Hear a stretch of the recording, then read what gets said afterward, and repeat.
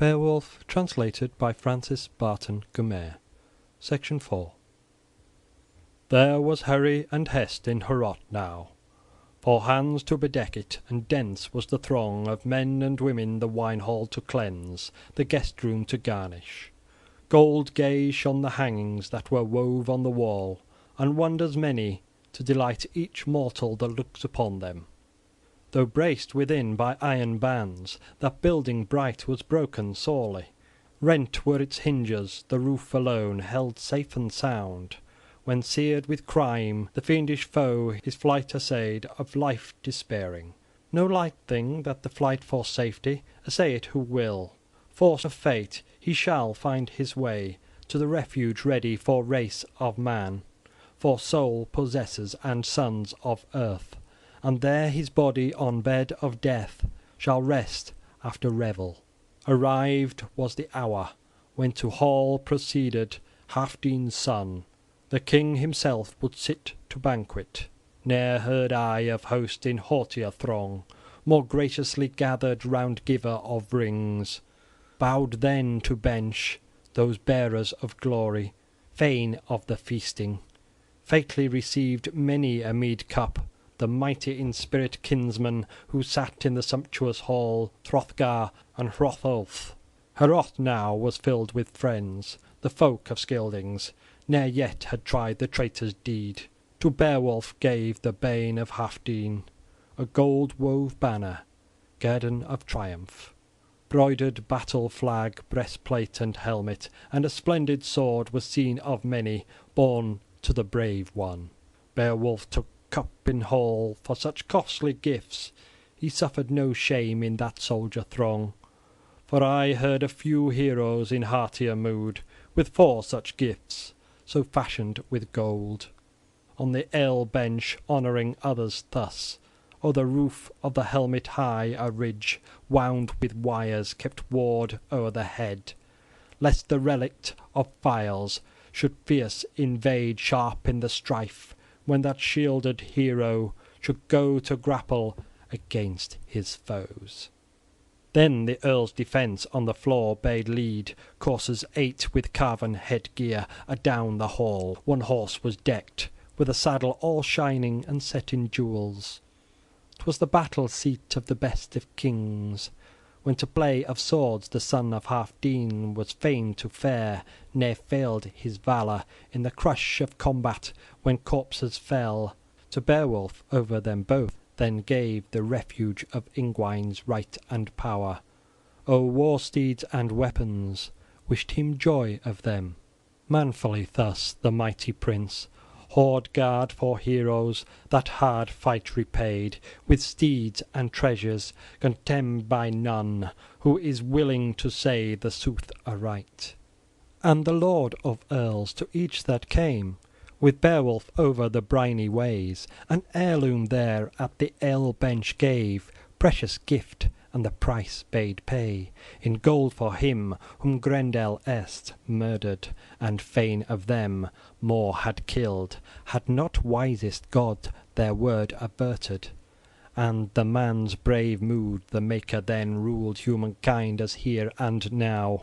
Therefore is insight always best, and forethought of mind how much awaits him of lief and of loath, who long time here through days of warfare this world endures. Then song and music mingled sounds, and the presence of Halfdine's head of armies, and harping was heard with the hero lay, as Hrothgar's singer the hall joy woke, along the mead seats making his song. Of that sudden raid on the sons of Finn, Halfdine's hero, Hnaef the Scylding, was fated to fall in the Frisian slaughter. Hildburg needed not hold in value her enemy's honour, innocent both, were the loved one she lost at the linden play. Bairn and brother they bowed to fate. Stricken by spears 'twas a sorrowful woman. None doubted why the daughter of Hoc bewailed her doom when dawning came, and under the sky she saw them lying, kinsmen murdered, where most she had kenned of the sweets of the world. By war were swept too Finn's own liegemen, and few were left in the parleying place. he could ply no longer weapon nor war could he wage on Hengest, and rescue his remnant by right of arms from the prince's thane. A pact he offered. Another dwelling the Danes should have, hall and high seat, and half the power should fall to them in Frisian land, and at the fee-gifts. Folkwald's son, day by day the Danes should honour, the folk of Hengest favour with rings, even as truly with treasure and jewels, with fretted gold as his Frisian kin. He meant to honour in ale-hall there. Pact of peace they plighted further, on both sides firmly. Finn to Hengest with oath upon honour openly promised, that woeful remnant with wise men's aid nobly to govern, so none of the guests by word or work should warp the treaty, or with malice of mind bemoan themselves, as forced to follow their fee-giver's slayer, lordless men as their lot ordained.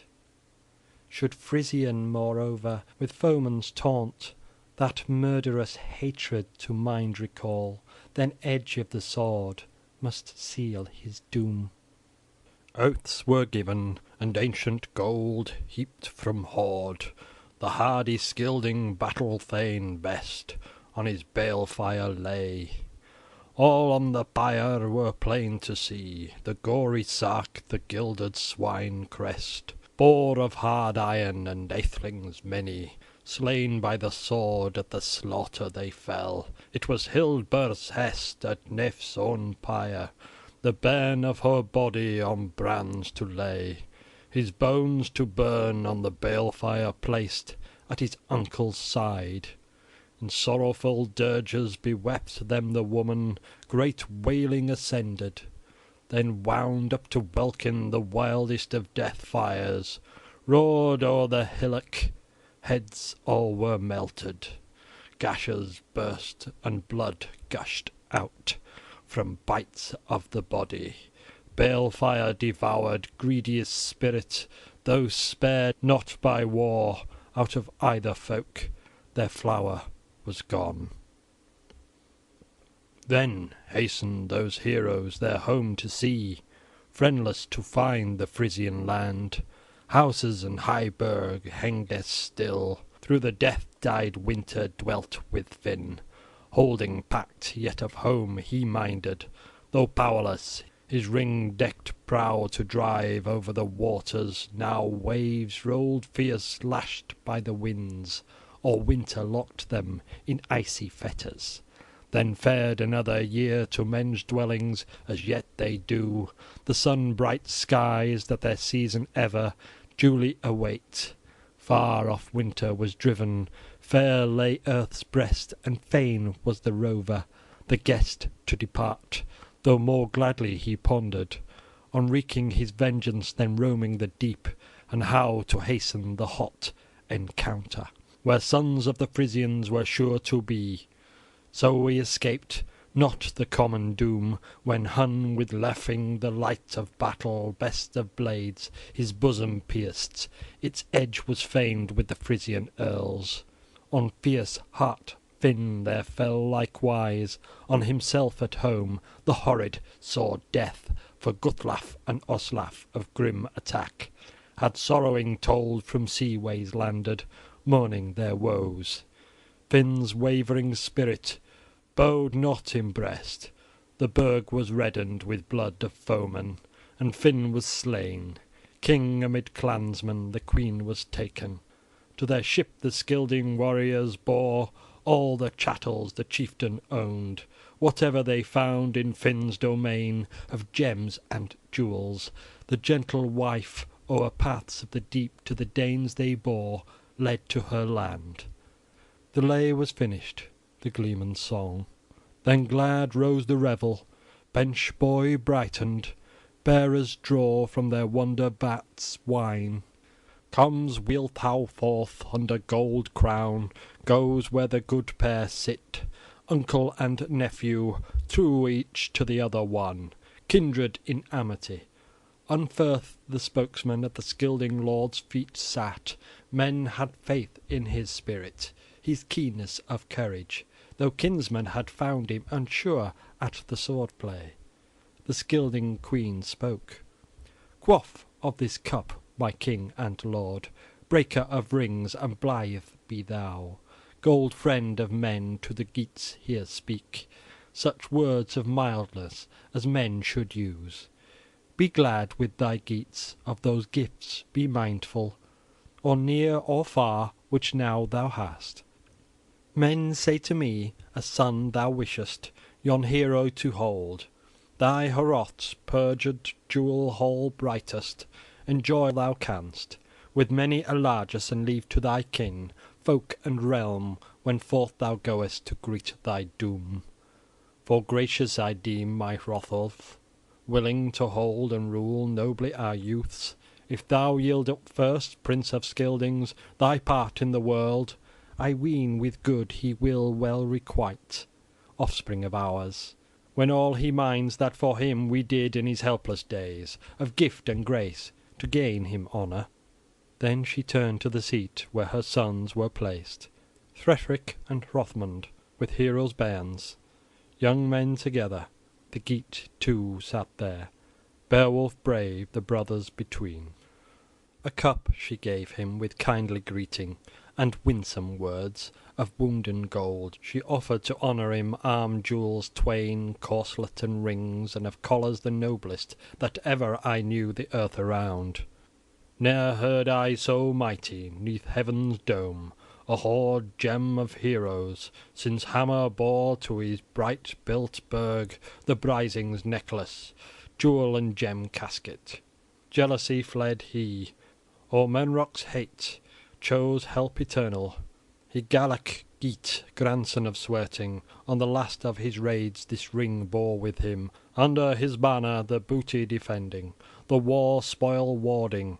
But word o'erwhelmed him, what time in his daring dangers he sought feud with Frisians. Fairest of gems he bore with him, of the beaker of waves, sovereign strong under shield he died. Fell the corpse of the king into keeping of Franks. Gear of the breast and that gorgeous ring, weaker warriors won the spoil, after gripe of battle from Geatland's lord, and held the death field. Din rose in hall. Beowulf spake amid warriors and said, "This jewel enjoy in thy jocund youth. Beowulf loved these battle weeds wear, a royal treasure, and richly thrive. Preserve thy strength, and these striplings here, counsel in kindness, requital be mine. Hast done such deeds that for days to come thou art famed among folk both far and near. So wide as washeth the wave of ocean his windy walls. Through the ways of life prosper, O Prince, I pray for thee. Rich possessions to son of mine, be helpful indeed, and uphold his joys. Here every earl to the other is true, mild of mood, to the master loyal. Thanes are friendly, the throng obedient, liegemen are revelling, list and obey. Went then to her place, that was proudest of feasts, flowed wine for the warriors. Word they knew not, destiny dire, and the doom to be seen by many an earl, when eve should come, and Hrothgar homeward hasten away, royal to rest. The room was guarded by an army of earls, as erst was done. They bared the bench balls, abroad they spread beds and bolsters. One beer carouser in danger of doom lay down in the hall. At their heads they set their shields of war, bucklers bright on the bench were there, over each atheling easy to see, the high battle helmet, the haughty spear, the corselet of rings. 'Twas their custom so, ever to be for battle prepared, at home or harrying, which it were. Even as oft as evil threatened their sovereign king, they were clansmen good. Then sank they to sleep with sorrow one bought his rest of the evening, as oft-time had happened when Grendel guarded that golden hall. Evil wrought till his end drew nigh, slaughter for sins. 'Twas seen and told how an avenger survived the fiend, as was learned afar. The livelong time after that grim fight, Grendel's mother, monster of women, mourned her woe. She was doomed to dwell in the dreary waters, cold sea coursers, since Cain cut down with edge of the sword his only brother, his father's offspring. Outlawed he fled, marked with murder, from men's delights, warded the wilds. There woke from him such fate-sent ghosts as Grendel, who war-wolf horrid at Heorot found, a warrior watching and waiting the fray, with whom the grisly one grappled amain. But the man remembered his mighty power, the glorious gift that God had sent him. In his Maker's mercy put his trust, for comfort and help, so he conquered the foe, felled the fiend, who fled abject, reft of joy, to the realms of death, mankind's foe. And his mother now, gloomy and grim, would go that quest of sorrow, the death of her son to avenge. To Heorot came she, where helmeted Danes slept in the hall. Too soon came back old ills of the earls, when in she burst, the mother of Grendel, less grim though that terror, e'en as terror of woman in war is less, might of maid than of men in arms, when hammer forged the falchion hard, sword gore-stained though swine of the helm, crested with keen blade carves amain. Then was in the hall the hard edge drawn, the swords on the settles, and shields a-many, firm held in hand, nor helmet minded, nor harness of mail, whom that horror seized. Haste was hers, she would hie afar, and save her life when the liegemen saw her. Yet a single atheling up she seized, fast and firm, as she fled to the moor. He was for Hrothgar of heroes the dearest, of trusty vassals betwixt the seas, whom she killed on his couch, a clansman famous, in battle brave. Nor was Beowulf there. Another house had been held apart, after giving of gold for the Geat renowned. Uproar filled Heorot, the hand all had viewed. Blood fleck she bore with her bale was returned, dole in the dwellings. 'Twas dire exchange, where Dane and Geat were doomed to give the lives of loved ones. Long-tried king, the hoary hero, at heart was sad, when he knew his noble no more lived, and dead indeed was his dearest thane. To his bower was Beowulf brought in haste, dauntless victor, as daylight broke. Along with his earls the atheling lord, with his clansmen, came where the king abode, waiting to see if the wielder of all would turn this tale of trouble and woe.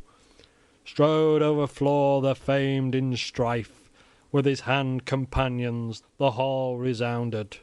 Wishing to greet the wise old king, Ingwines' lord he asked if the night had passed in peace to the prince's mind. End of section 4.